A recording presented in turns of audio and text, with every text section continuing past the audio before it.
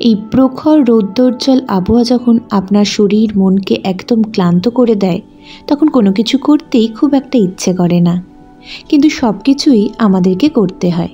তাই সহজ কিছু টিপসের মাধ্যমে সেগুলো করার সহজ রাস্তা বলে দিতেই আজকেরই ভিডিও।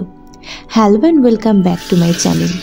গরম মানেই প্রচণ্ড একটা দাবদাহ, চারিদিক যেন ত্রাহি ত্রাহি ভাব। এই সময় ঠান্ডা ঠান্ডা জল নিজের মন শরীর সবকেই একটু হলেও শান্তি দেয়, কিন্তু ফ্রিজের ঠান্ডা জল খাওয়া মানেই সর্দি কাশি। তাই মাটির ভরা বা কুজো ভীষণ উপকারী এই গরমকালের জন্য। এই কুজো ধোয়ার একটা পদ্ধতি আছে, কোনো স্ক্রাবার বা কোনো রকম হার্ড ওয়াটার দিয়ে কুজো ধুতে নেই। নর্মাল সাদা জলে জাস্ট হাতের মাধ্যমেই একটু ঘুরিয়ে পরিষ্কার করে নেবেন। কুজোর ভেতরে জমে থাকা সমস্ত নোংরা খুব সহজে বেরিয়ে আসবে এবং বারে বারে জল ভরে কুজোটা সম্পূর্ণ ভর্তি করে ঘন্টা 2 ছেড়ে দেবেন।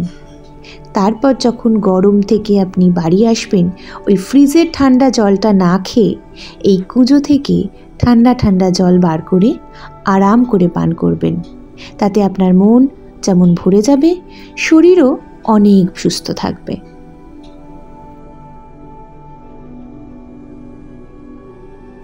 প্রচণ্ড গরম থেকে বাঁচতে সবসময় এসির ব্যবহার করা পসিবল হয় না, সেজন্য ঘরের মধ্যে পর্দা দিয়ে রাখবেন।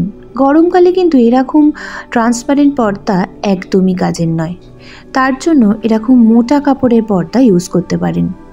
এতে কি হবে, পর্দাটা মোটা হওয়ার কারণে ঘরের বাইরের যে গরম সেটা যেমন একটু হলেও কম হবে, তেমন ঘরের ভেতরটা অন্ধকার হওয়ার কারণে ঘরটা বেশ ঠান্ডা ঠান্ডা ফিল হবে। দেখুন কাপড়টা যেন খুব মোটা হয়, যাতে বাইরের গরমটা কিছুটা হলেও আটকে যেতে পারে।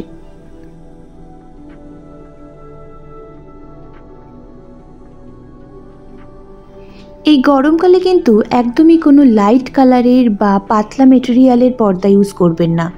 এতে ঘর ঠান্ডা যেমন হবে না, তেমনি বড্ড লাইট আসার কারণে ঘরের গরম বেড়ে যাওয়ার চান্সই বেশি থাকে। গরমকালে জামা কাপড় পরা একটা মস্ত বড় সমস্যা, কোনটা পরলে আরাম হবে সেটা বোঝাই যায় না। তাই আমি প্রেফার করি টাইট ফিটিংস না পরে যদি একটু লুজ ফিটিং জামা কাপড় পরা যায়, তাহলে অন্তত নিজের মধ্যে একটু কমফর্ট ফিল আসে।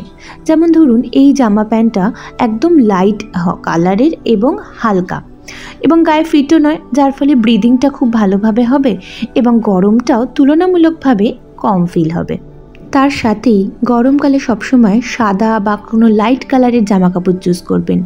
প্লাজো বা সারারা এই টাইপের প্যান্ট ইউজ করবেন, তাতে কি হবে, গরমটা আপনার কম ফিল হবে। আর গরমকালে ব্যাগ রেডি করা কিন্তু মাস্ট। ব্যাগের মধ্যে একটা সানগ্লাস, ছাতা, জলের বোতল, আর যাদের একটুখানি লো প্রেশারের প্রবলেম আছে এরম একটা ইলেকট্রল অবশ্যই রেখে দেবেন। গরমের দিনে জল এবং ইলেকট্রকের কোনো বিকল্প হয় না। দেখুন চানের জল গরম হলে তাতে চান করা যায় না, তাই সকাল সকাল 1 বালতি জল ভরে রেখে দেবেন। তাতে কি হবে, যখন আপনি বেলাতে চান করতে আসবেন সেই জলটাও যেমন ঠান্ডা থাকবে, তেমনই আপনার চানটাও ভীষণ আরামদায়ক হয়ে উঠবে। যতই গরম পড়ুক আমাদের রান্নার কিন্তু কোনো ছুটি নেই, তাই যতটা পারবেন সকাল সকাল রান্না করে নেবেন। এতে যেমন গরমের তাপ থেকে আপনি কিছুটা বাঁচবেন, ঠিক তেমনি রান্না থেকে মুক্তি হয়ে গেলে আপনার চিন্তাও কিছুটা কমে যাবে। গরমকালে জল কিন্তু ভীষণ ইম্পর্ট্যান্ট একটা রোল প্লে করে, আর এই জলটা যদি একটু ঠান্ডা হয় তাহলে আর মন্দ কি। আমি সকালবেলা উঠে জলগুলো ভরে নিই, কেন জানি না, যত বেলা পারে খাওয়ার জলটাও যেন গরম হতে থাকে। আর জলগুলো ভরে রাখলে একদিকে যেমন আমার সুবিধা হয়, একটু ঠান্ডা ঠান্ডা জল পাওয়া যায়, অন্যদিকে বাড়ির সকলেই সামনে জল ভরা আছে দেখে নিজের পছন্দ মতো নিয়ে খানিকটা পান করে নেয়।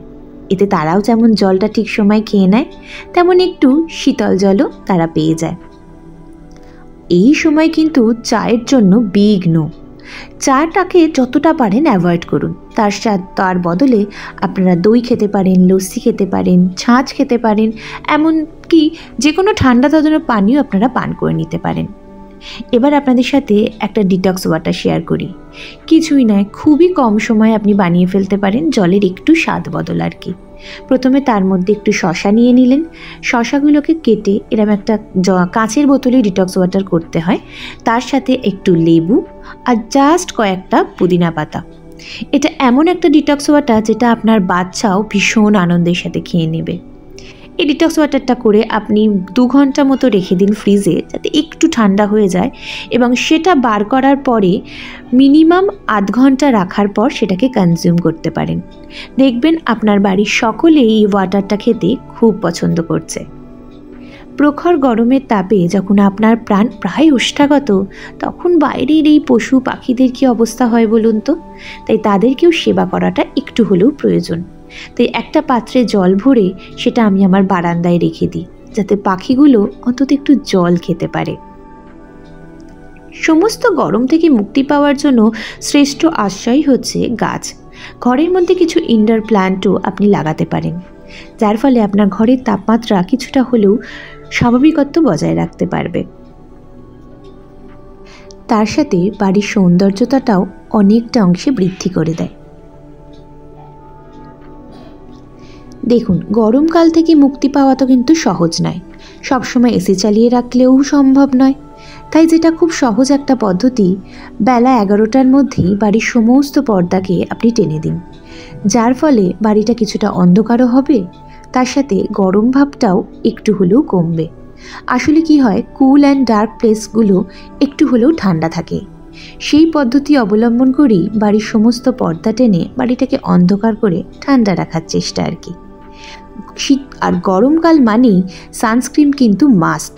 আপনি বাড়িতে থাকেন বা বাইরে যান, সানস্ক্রিন লাগিয়ে নিয়ে সেটা অবশ্যই ব্লেন্ড করে নেবেন এবং নিজেকে সূর্য থেকে প্রোটেক্ট করবেন। আজকের জন্য ব্যাস এটুকুই। আশা করি এই টিপসগুলো ফলো করলে আপনার গরমের দিনগুলো একটু হলেও স্বস্তিতে কাটবে।